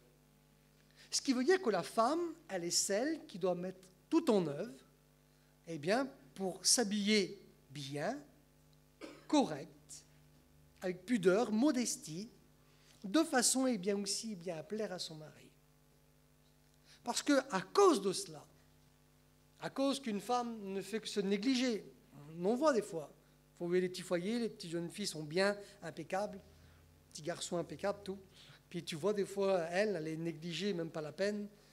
Lui, à la finale, il en a ras-le-bol après. Il en a ras-le-bol. Puis il voit les autres. Quand vous verrez votre fiancé ou votre mari, vous comparez avec la voisine, elle est mieux habillée que toi, elle est mieux que toi, elle est mieux ceci, c'est qu'il y a un problème. Tu dois faire ce qu'il doit faire pour plaire à ton mari. Une fois, un témoignage vrai, c'était une femme qui était correcte, bien, mais le mari, toujours négligé. Il s'habillait, c'était une catastrophe. Toujours habillé sale, c'était vraiment une catastrophe. Plusieurs fois, sa femme lui a dit, elle lui a acheté des petits habits. Il les mettait, c'était rempli de combrés. C'était vraiment, et c'est vrai qu'il s'habillait vraiment pas bien. Et elle n'a pas eu raison de le faire. C'est sûr qu'elle n'a pas eu raison. Mais un jour, elle en a trouvé un qui s'habillait bien. Et ses yeux sont portés sur celui qui s'habillait bien. Elle avait des enfants même qui étaient assez grands. Elle a laissé son mari et elle est partie avec l'autre. Et elle l'a dit après. Elle a dit, lui, vous avez vu dans l'état qu'il est. Mais c'est vrai, il s'habillait vraiment pas. J'aimerais vous dire que tout cela, c'est rien. Mais c'est des détails qui jouent au bout des semaines, des mois et des années. J'aimerais vous dire que Paul est celui qui dit, c'est vrai que la femme ne doit pas perdre son temps dans la glace pendant 1000 ans, et que le plus important, c'est le spirituel. Mais Paul est celui qui va déclarer aux Corinthiennes, qui étaient des Grecs, il leur dit, passez pas 1000 ans à faire des tresses comme vous faites avec de l'or et tout cela. Mais par contre, celle qui est mariée, Paul dit, elle est celle qui doit s'inquiéter des moyens de plaire à son mari. Et ça, c'est important. La femme doit plaire à son mari. Elle ne doit pas plaire au voisin, mais plaire à son mari. Et le mari est celui qui doit plaire aussi à sa femme. De façon à ce que le diable ne s'en mêle pas là-dedans.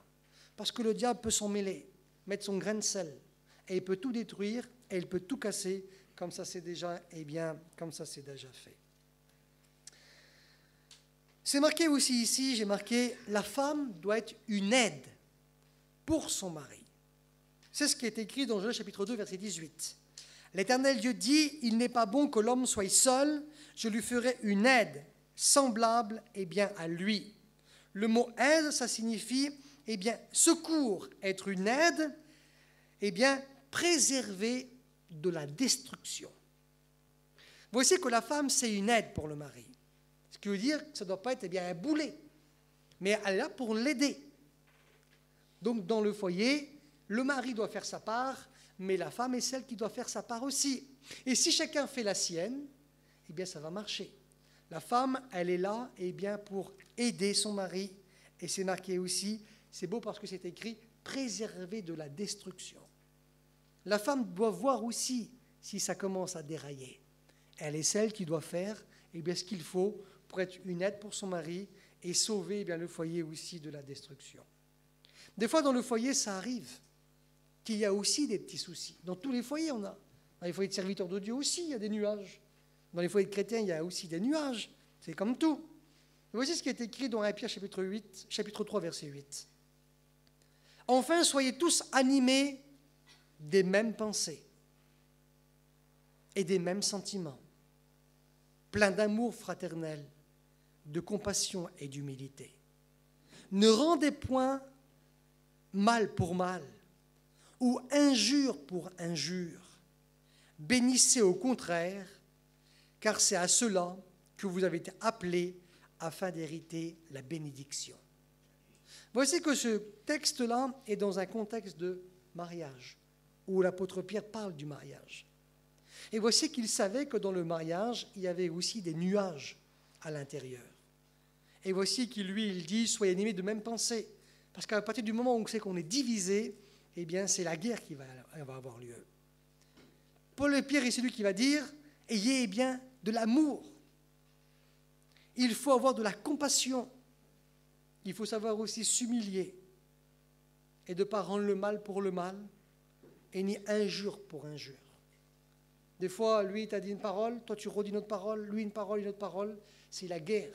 Ça finit au divorce. Des fois, à la bataille, à la séparation. C'est une catastrophe.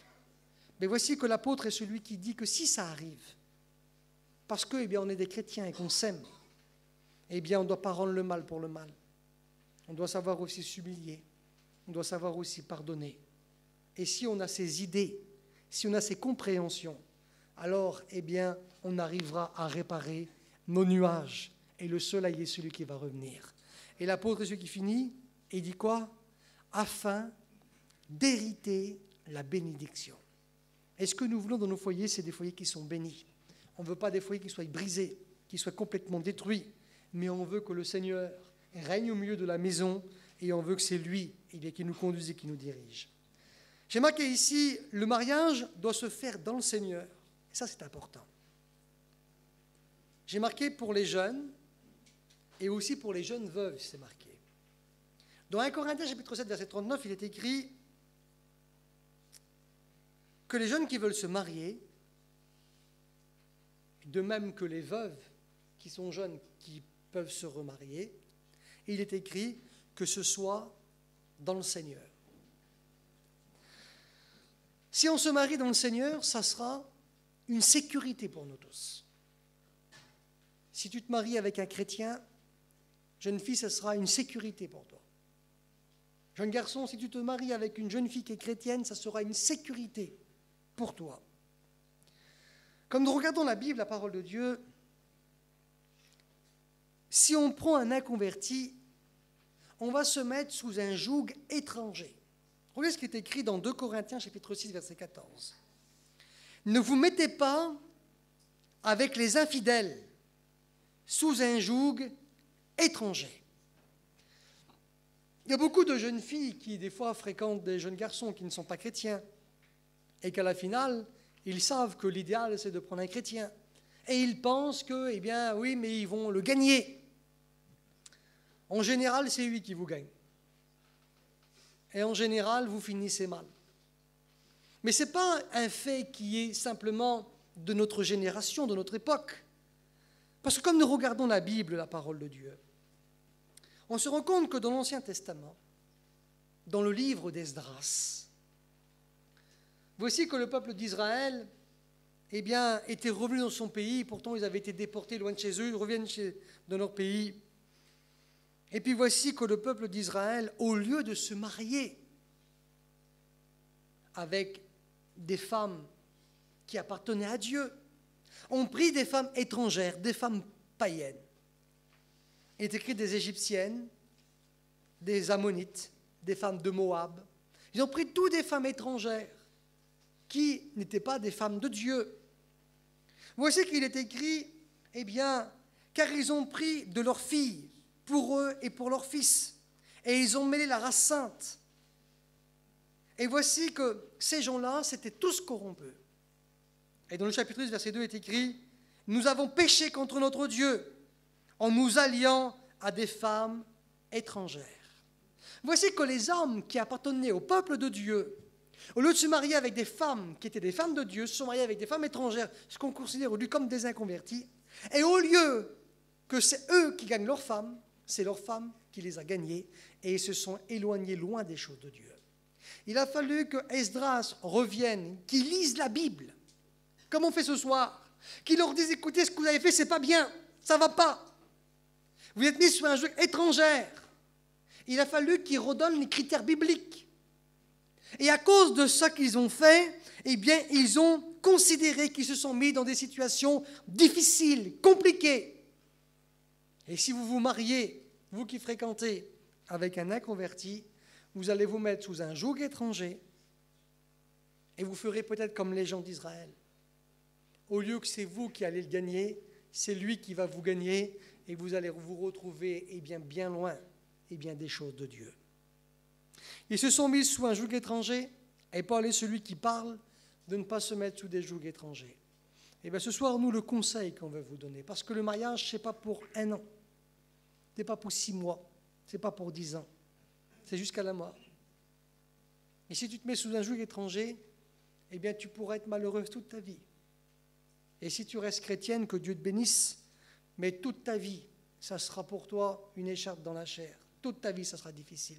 Toute ta vie, ça sera compliqué. Tu voudras aller à la réunion, lui, il ne voudra pas t'amener. Il t'amènera dans des endroits où il n'y aura pas de réunion. Tu seras à 50 km de la réunion pour pas que tu y vas. Quand tu reviendras, peut-être qu'il te fera la vie. Il ira boire parce qu'il ne voudra pas que tu vayes à la réunion. Les ténèbres et la lumière, c'est difficile de cohabiter ensemble. Ça ne marche pas.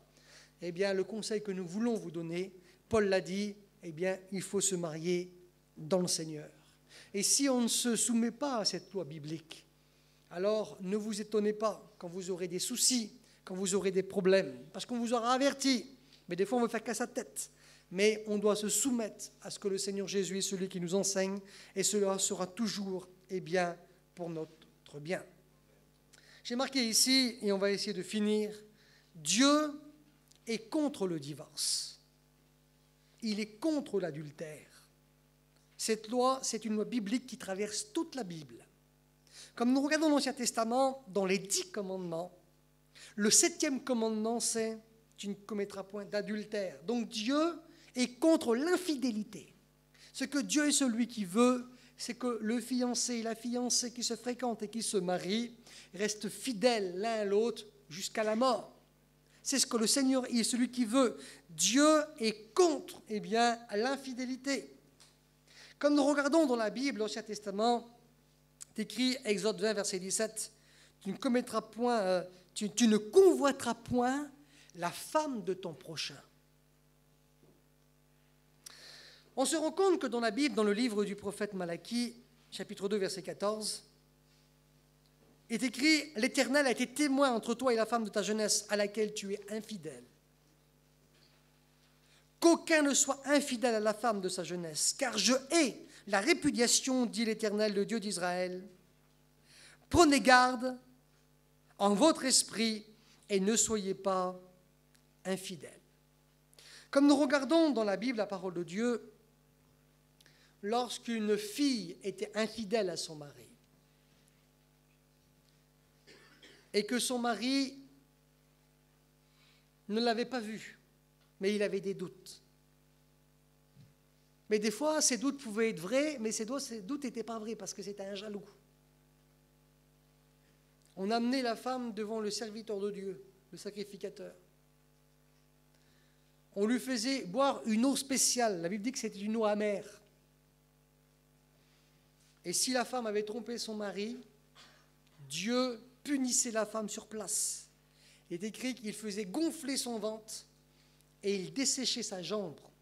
C'est-à-dire qu'elle devait avoir certainement du mal à marcher, elle boitait, et c'était le signe de distinction que cette fille-là, elle est celle qui avait fait l'adultère. C'était le signe visible. Dieu, il est contre cela. Déjà, on se rend compte dans l'Ancien Testament.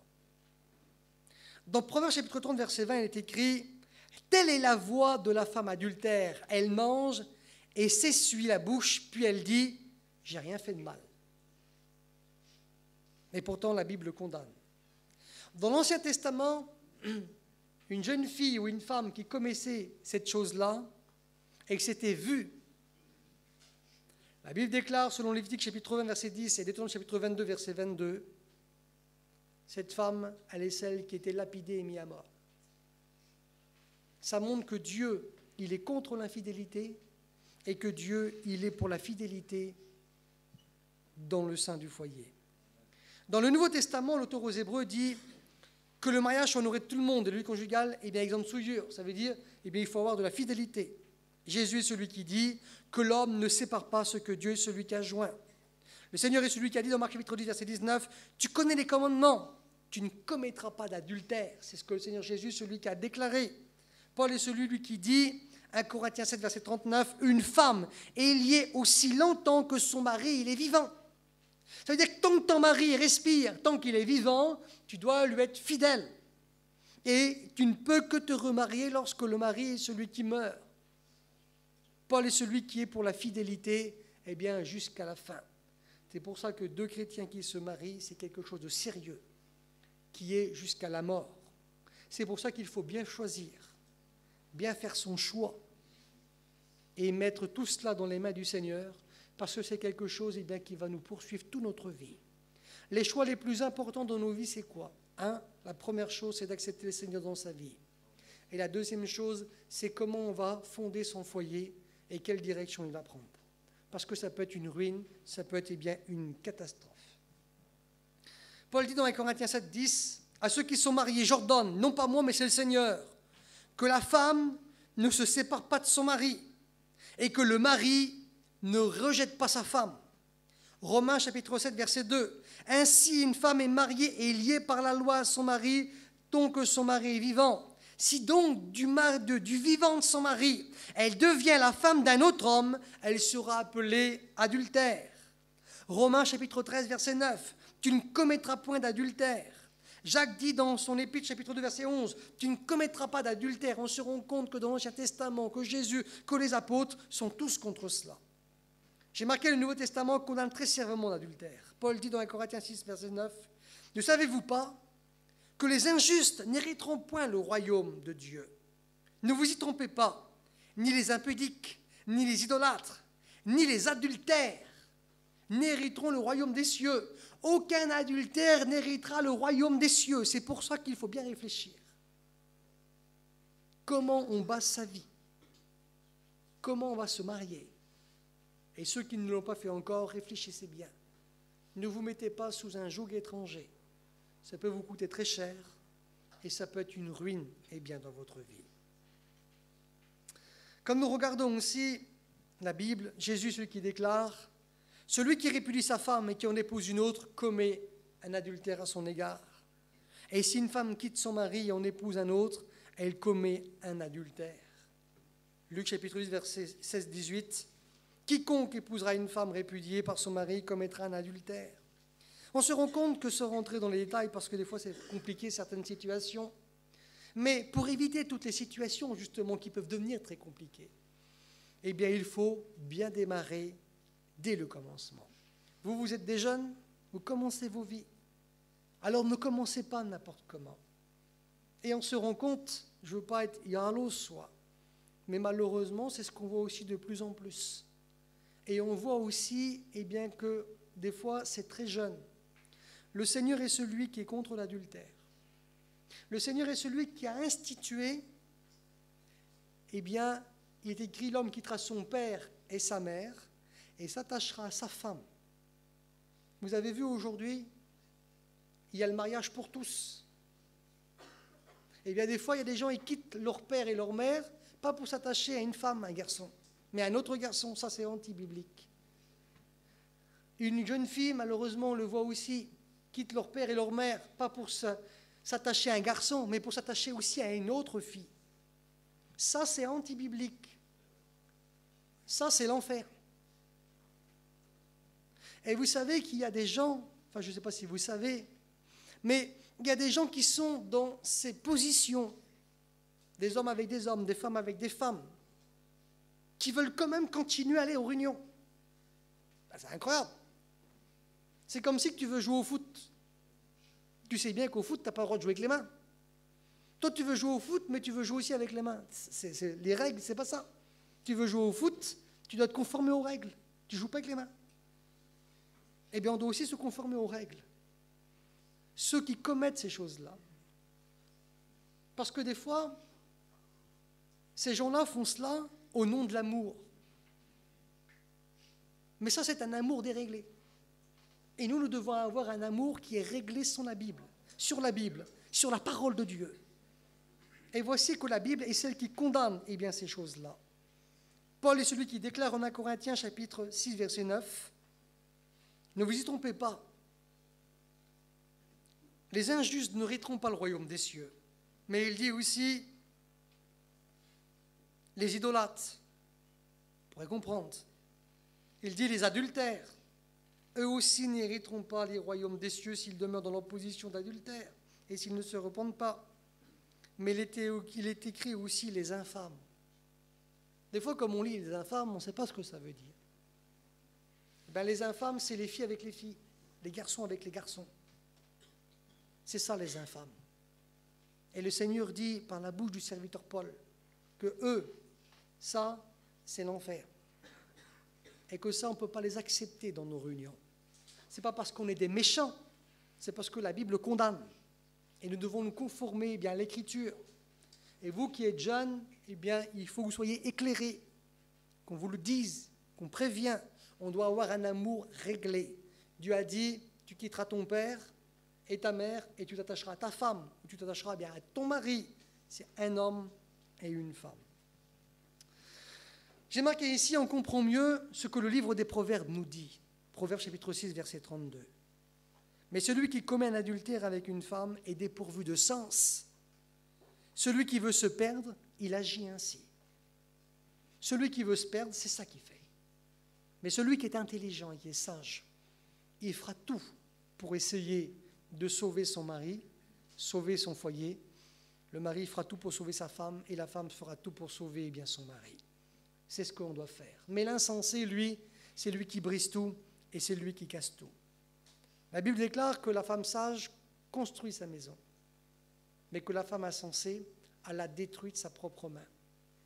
Combien de gens que vous avez peut-être déjà vus, que vous connaissez, que des fois les femmes, ils ont détruit leur mari, détruit leur foyer, leur famille, à cause de cela. Alors nous voulons être des femmes sages et des hommes qui sont sages. J'ai marqué ici, pourquoi tant de divorces? Pourquoi tant de mariages et de remariages illicites? Ça veut dire qu'ils ne sont pas conformes à la Bible. J'ai marqué ça. Certains peuvent agir par manque de connaissance. C'est possible. Manque de connaissance de la parole de Dieu, et ils ont fait de mauvais choix, et ils ont pris des mauvaises décisions. Mais il y en a d'autres, pas qu'ils s'en fichent de la parole de Dieu. Ils s'en fichent de l'enseignement de la Bible. Ils ne tiennent pas compte des conseils que certains serviteurs de Dieu leur donnent, ou de leurs parents, ou de leurs familles qui sont chrétiens. Ils font qu'à leur tête. Ils n'écouteront uniquement ce qu'ils veulent entendre. Comme nous regardons dans la Bible, dans 2 Timothée 3.1, il est écrit « Sachez que dans les derniers jours, il y aura des temps qui seront difficiles. » Et Paul est celui qui déclare toujours dans cette 2e épître, chapitre 4, verset 3, qu'il viendra un temps où les hommes ne supporteront plus la sainte doctrine. Ça veut dire qu'ils ne supporteront plus l'enseignement de la Bible. Mais ils auront la démangeaison d'attendre des choses agréables. Se donneront une foule de docteurs selon leurs propres désirs. En fait, ce que Paul est en train de dire, c'est que dans les derniers temps, c'est les temps que nous sommes, les gens ne supporteront plus la Bible, ne feront qu'à leur tête, même s'ils savent que ce n'est pas bien. Ils se donneront une foule de docteurs, ça veut dire quoi? Ils iront vers celui qui leur donnera raison. C'est ça, aller vers une foule de docteurs. Une foule de docteurs, ça veut dire on ne va pas vers un docteur, mais vers des dizaines, jusqu'à temps qu'on essaiera de tomber sur le bon, mais qui est mauvais en vrai, mais qui pour nous sera bon parce qu'il ira dans notre sens. Et bien dans les derniers temps, ça sera comme ça. Mais nous devons veiller à ce qui est écrit dans la Bible, la parole de Dieu. Alors je vais finir et terminer maintenant, parce que j'ai duré assez longtemps. J'ai marqué ici, en conclusion générale, le chrétien est lié à sa femme et la chrétienne est liée à son mari. Ils doivent se supporter, s'aimer et se respecter. L'homme doit rester à sa place et la femme doit rester à sa place. Marie, aimez vos femmes, comme Christ a aimé l'Église et s'est livré lui-même pour elle. Jeunes femmes, aimez vos maris et aimez aussi vos enfants. Éphésiens 5, 22, femmes, soyez soumises à vos maris comme au Seigneur. Alors ce soir, ce que l'on a vu, ce n'est pas aussi agréable qu'une prédication, mais c'est des choses qui sont très importantes. Parce que vous commencez dans la vie, et vous pouvez commencer très mal. Aujourd'hui, vous êtes bien, vous rigolez, vous avez un petit fiancé, tout est beau, tout est mignon. Vous pouvez vous marier demain, puis l'année prochaine, vous allez vous rendre compte que votre mariage est une ruine. C'est une catastrophe. Pourquoi ? Parce que vous êtes mis sous un joug étranger, que vous n'avez pas fait ce que la Bible est celle qui déclare. Mais essayez, et c'est ce que la Bible est celle qui nous demande, de fréquenter pour les chrétiens, mais de fréquenter dans le Seigneur. Une jeune fille, elle doit essayer de fréquenter un jeune chrétien. Et le jeune chrétien doit essayer de fréquenter une jeune fille qui est chrétienne. Et là, vous démarrez sur de bonnes bases. Puis le mari, il doit aimer, il comprend, il est chrétien. Seigneur, toi, je dois aimer ma femme comme Seigneur, toi, tu aimes l'Église. Alors il fera tout pour essayer de vous plaire. Puis toi, tu es chrétienne, alors tu diras, Seigneur, oui, mais moi, je dois plaire à mon mari comme j'aime le Seigneur, comme je plais au Seigneur. Alors tu feras tout pour plaire à ton mari. Et là, vous aurez des bonnes bases et vous pourrez demeurer longtemps ensemble jusqu'au retour de Jésus ou alors jusqu'à votre mort. Et ça, c'est le plus important. Alors, faites comme ce petit foyer de l'évangile de Jean, chapitre 2. Invitez le Seigneur dans votre foyer et le jour où il y aura des nuages, parce que vous êtes des chrétiens, vous saurez lui demander et il vous aidera à réparer. On prie le Seigneur ensemble.